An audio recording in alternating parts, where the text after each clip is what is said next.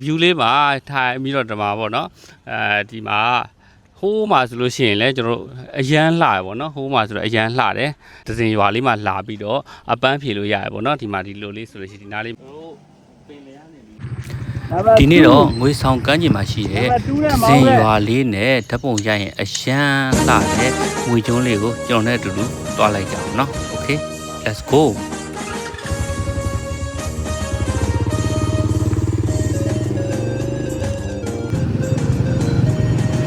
ကျွန်တော်တို့အရင်စထွက်တဲ့အချိန်လေးမှာတော့ရာသီဥတုတွေကတော့ခုလိုမျိုးလေးတတရာလေးပေါ့ခင်ဗျာ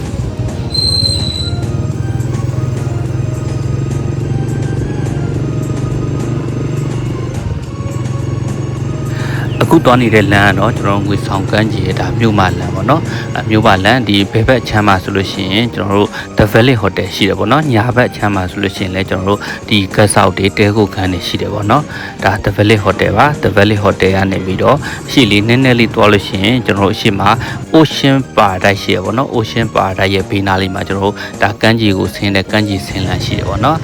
ဒါဆိုလို့ရှိရင်ကျွန်တော်တို့ဘယ်ဘက်ချမ်းမှာဆိုလို့ရှိရင်ကျွန်တော်တို့ Sunny Paradise Hotel ရှိတယ်ဒီညာဘက်ချမ်းမှာဆိုလို့ရှိရင် Sunny Villa ပေါ့နော် Okay ဒါဆိုကျွန်တော်တို့ရှေ့လေးဆက်သွားလိုက်ကြအောင်နော်ဒါဆိုလို့ရှိရင်ကျွန်တော်လမ်းလေးတော့နည်းနည်းလေးဆိုးတယ်ပေါ့နော်ဒါဆိုရင်ကျွန်တော်ဓာတ်ပုံရရင်အရင်လှတဲ့ကျွန်တော်တောင်ကတုံးပေါ့နော်တောင်ကတုံးကနေသွားတဲ့လမ်းလေးပေါ့နော်ဒီနားလေးကလမ်းလေးတော့နည်းနည်းလေးဆိုးပါတယ်ဒါမိုးလေးရွာထားတော့ပို့ဆိုးတာပေါ့နော်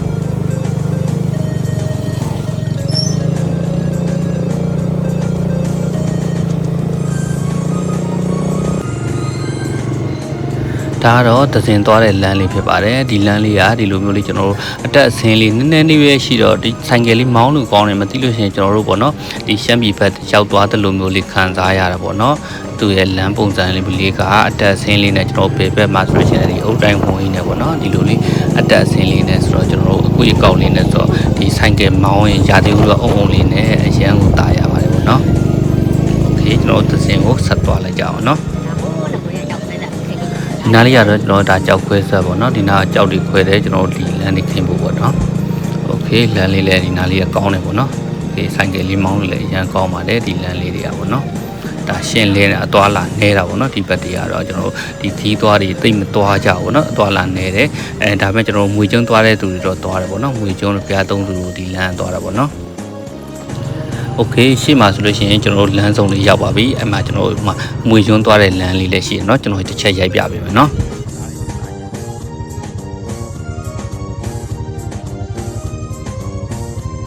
အားတော့ကျွန်တော်ဒီလမ်းကိုသွားမယ်ဆိုလို့ရှိရင်ဘုဘက်ကိုဆိုလို့ရှိရင်ဒါမွေကျွန်းကိုသွားတဲ့လမ်းဒီဘက်ဆိုလို့ရှိရင်ဒါသစင်ကိုသွားတဲ့လမ်းเนาะကျွန်တော်ကမွေကျွန်းကိုသွားโอเคကျွန်တော်ကတော့ဒါအမွေကျွန်းအပြန်ကြရင်ဝင်ပြီးဖြိုက်ပြပေးမယ်เนาะအခုကတော့သစင်ဘက်ကိုဆက်သွားလိုက်မယ်เนาะသစင်ကိုသွားပြီးတော့အပြန်ကြရင်ကျွန်တော်မွေကျွန်းရိုက်ပြပေးမယ်เนาะကျွန်တော်အရှိမသစင်ရွာလေးမှာကြိုးဆိုပါကြီးဆိုရဲဆိုင်းဘုတ်လေးတွေ့ပြီးဟိုရှိမှာပေါ့เนาะဒါသစင်ရောက်ပါပြီသစင်ရွာလေးအစပေါ့เนาะဒီသစင်ရွာရဲ့ဒီအစလေးမှာအပေါ်မှာကျွန်တော်ဖျားလေးရှိတာပေါ့เนาะအဲကုန်းလေးပေါ်မှာဖျားလေးတက်ဖို့ရင်လည်းရရပါတော့ခုဆိုရင်တရင်ရွာတဲ့တဲလေးသွားမယ်ဒီမှာသစင်တို့ဈေးလေးလည်းရှိတယ်ပေါ့နော်ကျွန်တော်တဲသွားရင်ဒီမှာကွေးလေးရအောင်ကျွန်တော်ညာဘက်လေးကိုကွေးလိုက်မယ်ပြီးလို့ရှိရင်ကျွန်တော်ရှေ့တဲနည်းနည်းလေးသူဆက်မောင်းရသေးတယ်ပေါ့နော်သစင်ကတိုးစိတ်လေးမှာကျွန်တော်အရန်လှိုင်းနေရလေးပြပေးပါမယ်ခုနကတွေ့ခဲ့တာကတော့ဒါကတော့ကျွန်တော်နှွေကြရင်ငချောက်လမ်းနဲ့ဆင်တယ်ပေါ့နော်ငချောက်လေးလှမ်းရတယ်ဒါတော့မူရင်းဖြစ်တဲ့အတွက်ကျွန်တော်ဘုတ်တွေပေါ့နော်ဒါတင်ထားတာပေါ့နော်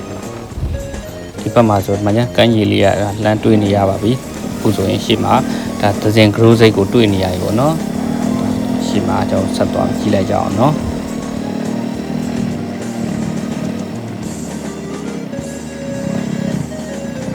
အခုဆိုရင်သစင်ရွာလေးရဲ့သစင်ဂရိုးစိတ်ကိုရောက်ပါပြီအရန်လှတဲ့နေရာလေးကိုရောက်ပါပြီ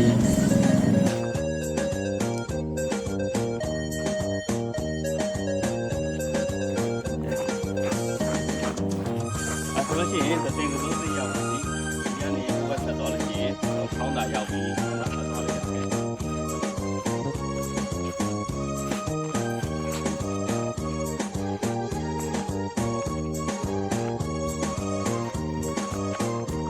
ဒီတော့ဝင်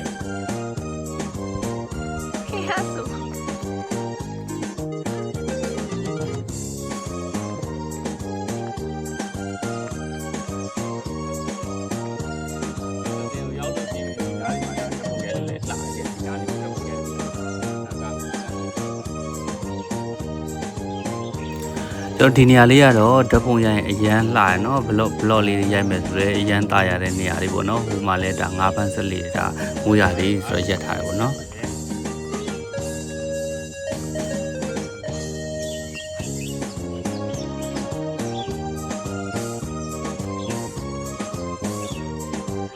အခုဆိုလို့ရှိရင်ကျွန်တော်သဇင်ရွာလေးကိုရောက်ရှိပါပြီပေါ့နော်ဒီမှာကျွန်တော်ငွေဆောင်ကမ်းခြေကိုလာရောက်လေပတ်တဲ့သူတွေအနေနဲ့ကျွန်တော်ငွေဆောင်ကမ်းခြေမှာလေပတ်ကတာရိုးနေပြီဆိုကျွန်တော်သဇင်ရွာလေးမှာဒါသဇင်ကရိုးစိတ်ပေါ့နော်ဒီနားလေးမှာကျွန်တော်ဓာတ်ပုံလေးရိုက်လို့ရတယ်ဒီခါကျရင်ဒီနားမှာငါးဖမ်းတာလေးတွေပါလေးတွေပေါ့နော်ကျွန်တော်ကြည့်လို့ရတယ်ပေါ့နော်ဒီကနေပြီးတော့ကျွန်တော်ဒီကရိုးကူပြီးတော့ဟိုဘက်ကိုဆက်သွားမယ်ဆိုရင်ကျွန်တော်ဒါချောင်းတာကိုသွားလို့ရတယ်ပေါ့နော်ဆိုင်ကယ်နဲ့ကျွန်တော်တို့ဆိုင်ကယ်နဲ့လာတာဖြစ်တဲ့အတွက်ဒါကဟိုဘက်ကိုချောင်းတာကိုဆက်သွားလို့ရတယ်ကားနဲ့ဆိုရင်တော့ဒီလမ်းကသွားလို့မရဘူးပေါ့နော်ဒါကတော့သဇင်ကရိုးစိတ်ပါဖြစ်ပါတယ်နော်ငွေဆောင်ကမ်းခြေကိုရောက်လို့ရှိရင်ဒီနေရာဓာတ်ပုံရိုက်ရတာဝါသနာပါတဲ့သူတွေဘလော့ရိုက်ရတာဝါသနာပါတဲ့သူတွေအတွက်ကျွန်တော်ဒီနေရာတွေမှာဓာတ်ပုံရိုက်လို့အရန်လှပါတယ်ပြီးလို့ရှိရင်ကျွန်တော်ဟိုဘက်မှာဓာတ်ပုံရိုက်တဲ့နေရာလေးလည်းပြပေးပါအောင်မယ်နော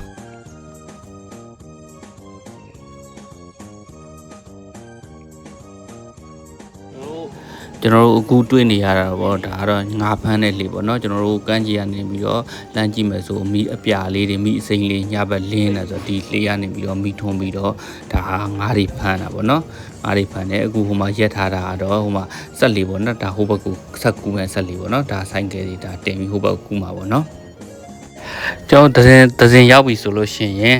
်ဒီစားတောက်ဆိုင်လေးမှာထိုင်ပြီးတော့စားလို့ရတယ်ပေါ့နော်ကျွန်တော်အောက်ဖက်မှာဆိုလို့ရှိရင်လည်းဖောင်လေးစီးပြီးတော့ဒါကျွန်တော်အဲ့မှာအပန်းဖြည့်ရင်းနဲ့ကျွန်တော်စားတောက်လို့ရတယ်ပေါ့နော်โอเคကျွန်တော်ဆက်သွားလိုက်အောင်အောက်ကိုနော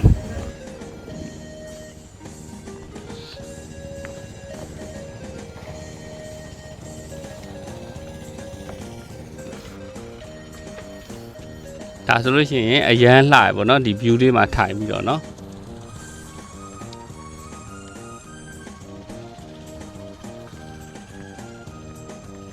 ်ကျွန်တော်ဒီ view လေးမှာထိုင်ပြီးတော့ဒီမှာပေါ့နော်ဒီမှာဟိုးမှာဆိုလို့ရှိရင်လည်းကျွန်တော်အရန်လှရပေါ့နော်ဟိုးမှာဆိုတော့အရန်လှတယ်ဒါကကျွန်တော်ငွေဆောင်ကမ်းရဒါသဇင်ရွာရဲ့ဒါမြင်ကွင်းလေးပေါ့နော်ဒီမှာအပန်းဖြည့်မယ်ကျွန်တော်ငွေဆောင်မှာအပန်းဖြည့်ရတာရိုးလာပြီဆိုကျွန်တော်ဒီသဇင်ရွာလေးမှာလာပြီးတော့အပန်းဖြည့်လို့ရတယ်ပေါ့နော်ဒီမှာဒီလိုလေးဆိုလို့ရှိရင်ဒီနားလေးမှာဆိုရှင်ကျွန်တော်ကောင်းကောင်းလေးအေးဆေးအနားယူပြီးတော့အပန်းဖြည့်လို့ရပါတယ်ပေါ့နော်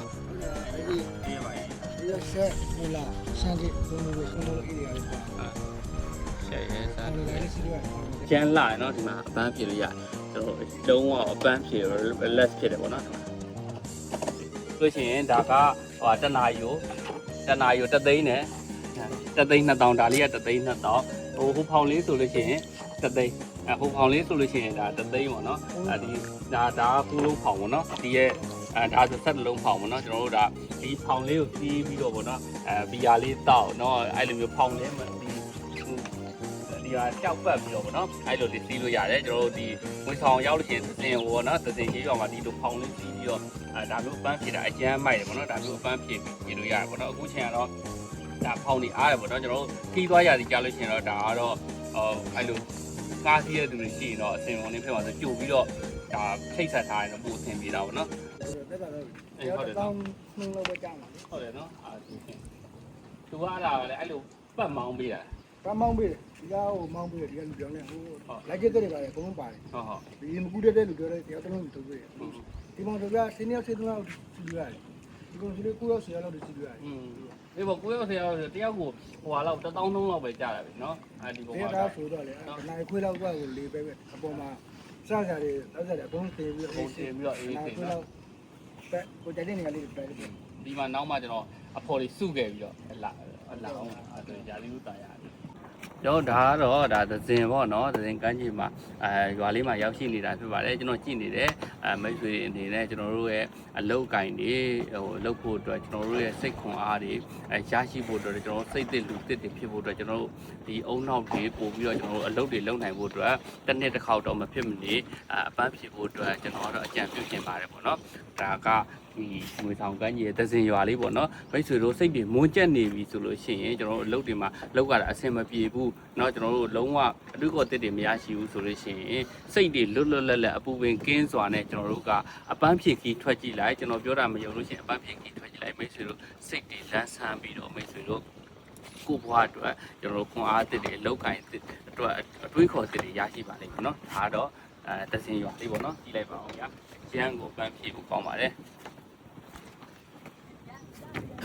မိုးရီကအုံပြီးတော့ရွာချလာပြီเนาะကျွန်တော်အပေါ်မိုးတက်ခိုးလိုက်မယ်မိုးခဏခိုးပြီးတော့ကျွန်တော်တို့ငွေကျုံမိုးရွာတွေမှာဆက်သွားမှာဖြစ်ပါတယ်โอเคအခုဆိုလို့ရှိရင်ဒါမိုးတွေရွာတယ်ပေါ့เนาะဒါကကျွန်တော်တို့ဒါစစင်ကရိုးစိတ်ပေါ့เนาะဒါမိုးတွေရွာနေပါတယ်ဆိုရင်အရန်ပြောဖို့ကောင်းတယ်ကျွန်တော်တို့ဒါမိုးလေးရေထဲမှာပေါ့နော်အခုကျွန်တော်မွေကျိုးကိုသွားကြည့်မယ်မွေကျိုးကိုမိုးရေထဲမှာကျွန်တော်သွားကြည့်မယ်နော် Okay let's go အခုဆိုကျွန်တော်တို့မိုးရွာတော့ဒီမှာမွေကျုံးသွားမယ်နော်လမ်းလေးကတော့ဒီနည်းနည်းလေးတော့ဆိုးတယ်နော်မွေကျုံးကိုသွားတဲ့လမ်းအဲ့မှာနည်းနည်းလေးတော့ဆိုင်ကယ်လေးနဲ့မောင်းတာတတိထောင်ထားမောင်းတယ်ပေါ့နော်လမ်းလေးနည်းနည်းဆိုးပါတယ်ကျွန်တော်ဂျိုင်းလေးနေပေါ့နော်ကျွန်တော်ခီးသွားဧည့်သည်ဆိုလို့ရှိရင်တော့ဒီလိုမျိုးလေးကြာရင်ကျွန်တော်တို့ဒီမှာအိုးဝေတွေပေါ့တော့ငှားပြီးတော့သွားတာပိုကောင်းပါတယ်ပေါ့နော်ကျွန်တော်ကိုယ့်ဘက်ကိုဆိုင်ကဒီ EV ပဲတပိန်းလေးပါလေဆိုလို့ရှိရင်တော့ဒါလမ်းကျန်းတော့တိတ်အဆင်မပြေဘူးပေါ့နော်ကိုယ်ပိုင်ကားလေးနဲ့ဆိုလို့ရှိရင်လည်းကျွန်တော်ကားနှိမ့်တဲ့ကားလေးဆိုလို့ရှိရင်တော့တိတ်အဆင်မပြေဘူးနော်ကားအမြင့်နေမှာအနေအဆင်ပြေမယ်ကားနှိမ့်လို့ရှိရင်ကားရဲ့အောက်ပိုင်းဒါထိမှာဆိုလို့ပေါ့နော်ဒါကဖျားသုံးသူသွားတယ်နော်ဒါဖျားသုံးသူကိုသွားရင်ဒီကနေသွားလို့ရတယ်အခုဆိုလို့ရှိရင်ကျွန်တော်မွေညွန်းသွားမယ်နော်ဒီမှာမွေညွန်းအခုဆိုလို့ရှိရင်မွေညွန်းကိုရောက်ပါပြီကျွန်တော်မွေညွန်းကိုပြပြမယ်နော်အဲ့က Okay let's go Okay ကျွန်တော်ဒီနားလေးမှာခဏလေးကြည့်ပြီးတော့မွေညွန်းကိုကျွန်တော်ဆက်သွားမယ်နော်မွေညွန်းကိုဟိုဘက်ကိုဆက်ကူးကြည့်အောင်နော်မွေညွန်းသွားတယ်အခုဆိုရင်ကျွန်တော်မွေကျုံးဟိုဘက်ကိုသွားကြည့်လိုက်မယ်နော်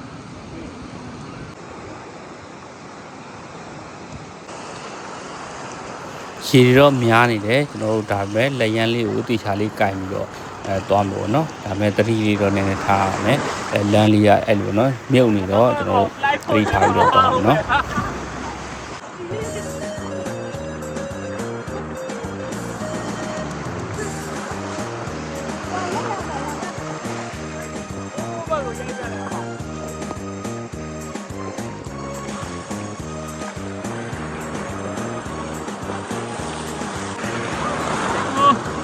ကနအခုဆိုရင်ဘူရိုးရောက်သွားပြီလားမိုးလေးသက်သက်လေးနဲ့အရန်ကိုမိုက်ပါတယ်ဒါဘူရိုးကဘူရိုးရောက်သွားပြီကျမ်းမွေဒီမှာကျမ်းမွေပေါ့နော်ဒီမှာမွေနှစ်ကောင်ပေါ့နော်မွေနှစ်ကောင်ရှိရကျွန်တော်ဇွန်းလေးဆွဲပြရမယ်ဒီမှာပေါ့နော်ဒီမှာတစ်ကောင်ရှိတယ်ဒီမှာတစ်ကောင်ပေါ့နော်ကျမ်းမွေဒီမှာမွေဒီမှာနေတာပါဒါကျမ်းမွေပေါ့နော်ဒီမှာတွေ့ရလားမသိဘူးဒီမှာ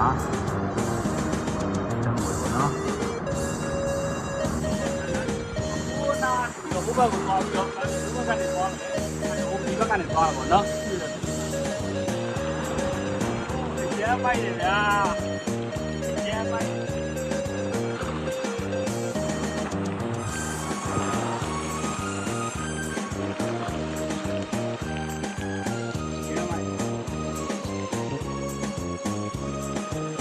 အခုဆိုလို့ရှိရင်ကျွန်တော်ငွေပေါက်ကန်းကျငွေကျွန်းကိုရောက်ကြည့်နေတာဖြစ်ပါတယ်အခုဆိုမိုးလေးတစ်ဖွဲဖွဲလေးနဲ့ဗျာအကျန်းကိုကျွန်တော်တို့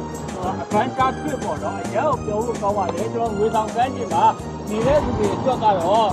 ဒီလိုမျိုးအရလာဒီလိုမျိုးပေါ့နော်ကျွန်တော် relax အနားယူတဲ့အချိန်ကဒီအချိန်လေးဖြစ်ပါတယ်အရင်ကမိုက်တော့ဗျာမိုးလေးဖွဲဖွဲလေးနဲ့ဒီလိုက်ပါဦးဗျာဒီပါဦး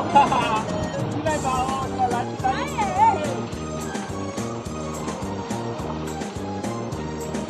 ဒီဘက်ကိုကြည့်လိုက်ပါဦးဗျာနော်ဒီလိုမျိုးပျော်စရာလေးတွေကိုတော့ခံစားခြင်းဆိုငွေဆောင်ကမ်းခြေကိုလာခဲ့ဖို့ကျွန်တော်ဖိတ်ခေါ်ခြင်းပါတယ်နော်ကျွန်တော်စီမှာငွေဆောင်ကမ်းခြေနဲ့ပတ်သက်လို့တော့သိချင်တာရှိရင်ကျွန်တော်မေးထားခဲ့လို့ရတယ်ကျွန်တော်အခုလိုအချိန်အားကျွန်တော်နားယူတဲ့အချိန်ဖြစ်တဲ့အတွက်မိတ်ဆွေတို့ငွေဆောင်ကမ်းခြေနဲ့ပတ်သက်တဲ့ကျွန်တော်အလှပလေးတွေကျွန်တော်ရိုက်ပြီးတော့တင်ပြပါဖြစ်ပါတယ်ကြည့်လိုက်ပါဦးဗျာအရန်ကိုမိုက်တာဗျာဒီမှာကျွန်တော်ရွာသူလေးနှစ်ယောက်ကိုလည်းတော့ခေါ်လာပါတယ်လို့ကျွန်တော်တို့အဲ့ရနေပြီးတော့ကျွန်တော်တို့နော်ကျွန်တော်သုံးသားနဲ့ကျွန်တော်အဲ့ရေလေးကိုကျွန်တော်တို့ကူးပြီးတော့လာတာအရမ်းမိုက်ရတော့ကြည့်လိုက်တော့ကျွန်တော်တို့မွေရုံးပေါ်မှာခဏလေးနေတက်ပုံလေးတွေရိုက်ပြီးလို့ရှိရင်ပြန်တော့မယ်ပြီးလို့ရှိရင်ဖျားသုံးစုကိုကျွန်တော်ခဏဝင်ပြပါတယ်အခုဆိုရင်ဒါတော့ဖျားသုံးစုဖြစ်ပါတယ်ဖျားသုံးစုကရေတက်နေဟိုးသွားလို့မရဘူးနော်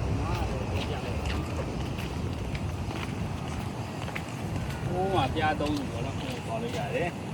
ဒါခြေတွေတက်နေတော့ကျွန်တော်ဘုဘက်ကိုသွားတော့ပေါ့နော်ပြား3ခုဟာအဲ့နောက်ခေါ်လို့ရအခုကခြေတွေတက်နေတော့မသွားတော့ဘူးကျွန်တော်တို့ဒါဒီပြား3ခုဒါလေးရိုက်ပြပေးလိုက်ပြီကျွန်တော်ပြန်တော့ပါမယ်အားလုံးကြည့်ရှုခဲ့တဲ့တယောက်ချင်းစီတိုင်းအောင်ကျေးဇူးပြုတင်ရှိပါတယ်